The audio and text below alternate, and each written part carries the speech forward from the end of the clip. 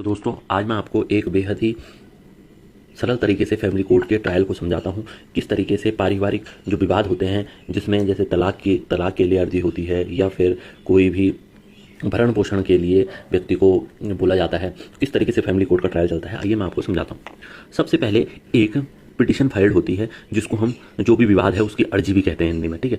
उसके बाद विपक्षी पार्टी को एक नोटिस देते हैं कि अपना जवाब दो, आपके खिलाफ ऐसे ऐसे विवाद आया है, और आपको उसका जब नोटिस भेजा जाता है, कोर्ट में बुलाया जाता है। फिर कोर्ट में बुलाने के बाद एक मैंडेटरी कंसिलेशन स्टेज भी कहा जाता है इसको। इस पे सुलह समझौता किया जाता है ना, जो कि दोनों पार्टियों को काउंसलर के बीच भेजा जाता है, या हम कह सकते हैं हस्बैंड एंड वाइफ को एक काउंसलर के पास भेजा जाता है, ठीक है। इसमें ये काउंसलिंग होती है, और फैमिली कोर्ट या न्यायालय यह चाहता है कि रिश्ता बचाया जाए, और अगर काउंसलिंग सफल हो गई और अगर रिश्ता बचाने में न्यायालय या काउंसलर सफल रहा तो एक डिक्री पास हो जाती है, जिसको हम बोलते हैं सेटलमेंट डिक्री।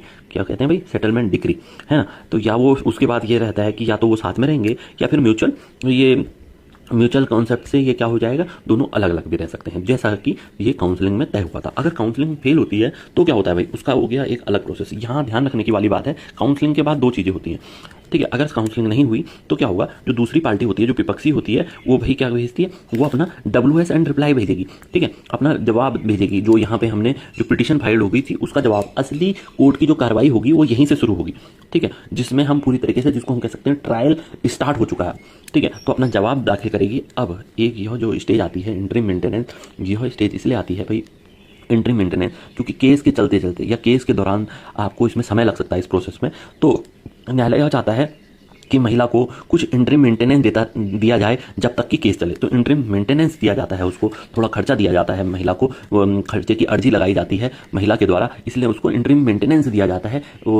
यह डिपेंड करता है कि उसकी अर्जी में क्या लिखा है और कैसे कैसे उसके पास सबूत हैं, या वो अपना भरण पोषण नहीं कर पा रही है, या किस तरीके का सारा चीज़ है वह इस एप्लीकेशन में बताती है।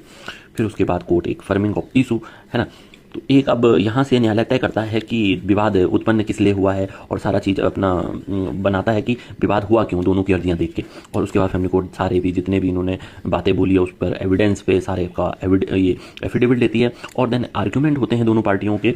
और तब उसके बाद जब फाइनल आर्ग्यूमेंट हो जाते हैं तो फाइनल डिग्री प्राप्त हो जाती है और जजमेंट आ जाता है, जजमेंट एंड देन डिग्री आ जाती है। तो अगर आपको ऐसे ही ट्रायल के बारे में या ऐसी ही जानकारी के बारे में आपको अगर और भी अगर अच्छी लगी आपको हमारी जानकारी, तो आप संपर्क कर सकते हैं। मेरा नाम विजय Balodi, advocate Vijay Balodi, and मेरा मोबाइल नंबर 9058711127।